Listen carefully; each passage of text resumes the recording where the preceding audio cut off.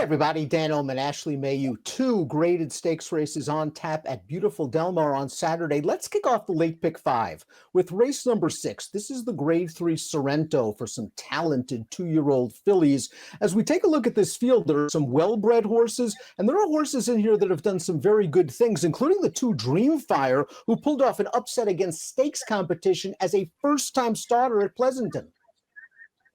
Really big upset at odds of 11-1. It's an interesting field, just knowing that most of the horses in here just have one race under their belt. So we really don't know their true running styles yet. We maybe know how they raced on debut, but I don't think that necessarily correlates to what is, going to happen in the future for them. So it's pretty competitive top to bottom. I think, you can make cases for probably 4 or 5 runners in here.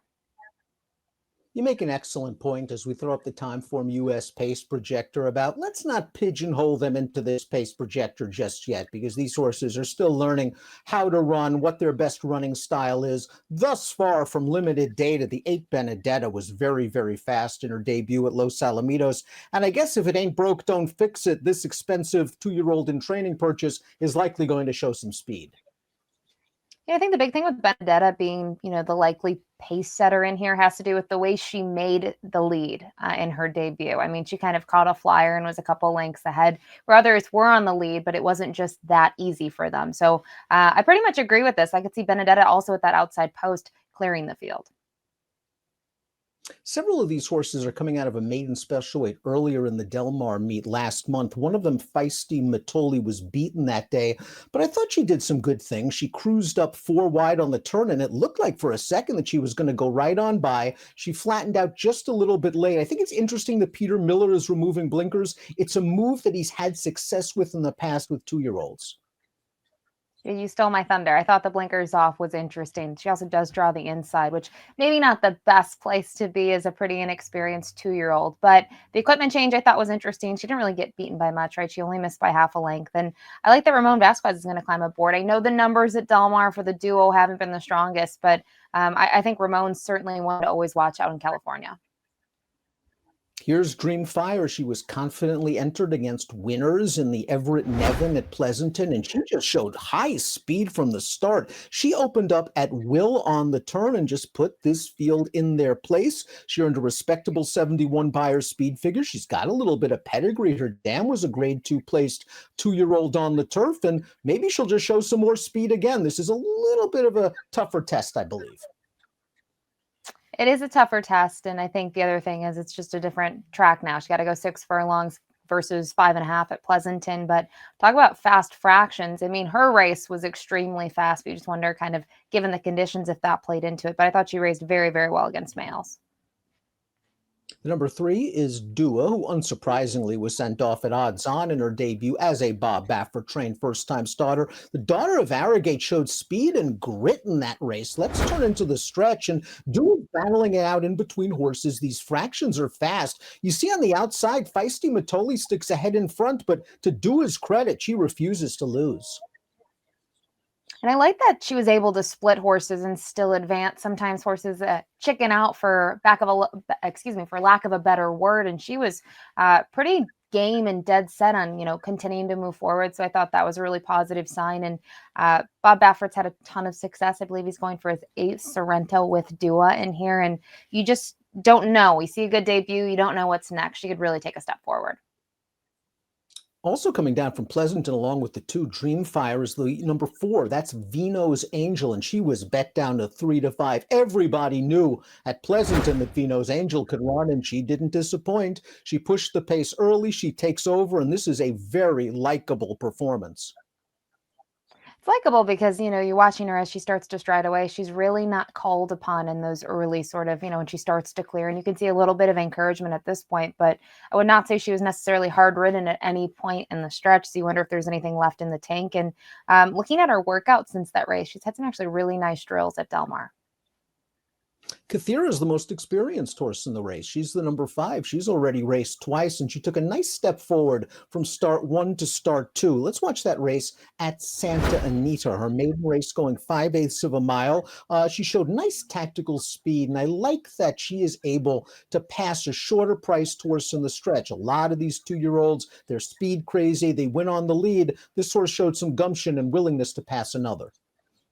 And I think that's the big thing. Regardless of the price on the 7, at least you can see that she can pass horses and keeps on going. I'm curious to see her now stretching out, though, to 6 furlongs, if she can kind of extend it. To me, she didn't look like she was really moving that far away from them in the stretch, which now she's got to go an additional eighth of a mile. But when you see horses just have that one race under their belt where they race okay and they really step up second time out, to me, that's a positive sign. And extra race is still an extra race compared to others in terms of getting a little bit more race day experience.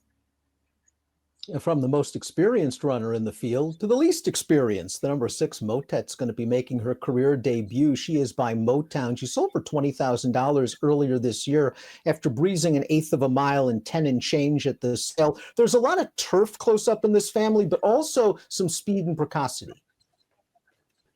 Not sure what to make out of her. Obviously, I think just having a race, as I mentioned, having a race under your belt gives you an advantage. She doesn't have any. A lot of these fillies raced very well in their most recent starts and have won. And I think the big thing, though, that I can give her credit for, I do like her workout tab. I like horses that they're kind of pushing them a little bit in the mornings. You see a lot of progression from the going 4 furlongs to 5/8, and then more recently to that 3/4 drill. At least they're trying to prep her for 6 furlongs rather than some of these horses that might have started at the 4.5 furlong distance. The 7 is Youre In Trouble, and we saw her get up for second behind Dua in her career debut. She was sent away at a big price that day. I think she took advantage of a fast pace when running on at the end, but again, it was a situation where she showed some willingness to pass horses, and she could certainly take a step forward off that effort. And I think she learned a lot in that race, obviously being further off of it and having to try to make a move. I don't think she had a perfect trip by any means, but I thought it was a pretty good debut. And looking at this race, we talk about kind of those speed crazy 2-year-olds. Does she get a setup once again? I think she might have some pace to run it. Whether she's good enough to win, especially, looking at this race, maybe she wants to go longer, but at least she is going somewhat longer today. I kind of like her in that regard. And arguably, the horse to beat completes the field. That's the 8, Benedetta, a very impressive gate-to-wire winner at odds on at Los Alamitos. This one sold for $750,000 earlier this year, and boy, she ran to her price tag. She showed good early speed. She kept on rolling. She earned a respectable speed figure. She goes out for strong connections. Ticks a lot of boxes. She does take a lot of boxes, and the runner-up came back to win next time out as well, and seems to be training well. The barn with their 2-year-olds, not the hottest numbers compared to some others, but when you debut like this, I think a lot just has to do with the stock in your barn, and this is clearly a good 2-year-old. Let's take a look at our top picks in the Sorrento, a field full of good 2-year-olds. You're going with Dua, the number 3, and why not? It's a Baffer-trained 2-year-old who showed some determination in her debut and got a race over the track. Yeah, I think that's the big thing. And she raced well enough on debut where she didn't have the lead, right? She wasn't lonely on the front end, but was kind of pressured towards the front of the pack. And to see her get the job done in a blanket finish, a pretty close finish overall, I thought she could really take a step forward here. I have a lot of respect for Dua. I'd have to use her in any kind of multiple race wager. Feisty Matoli maybe was just a little bit short in her debut and flattening out after making that 4-wide bid. Not sure I love breaking from the inside post, but like you, I'm intrigued by the blinkers off for Peter Miller. I think she'll run better second time out. 3-7-2-1 for Ashley, 1-3-7-2 for me. It's the Sorrento, one of 2 graded stakes at Del Mar on Saturday. Best of luck.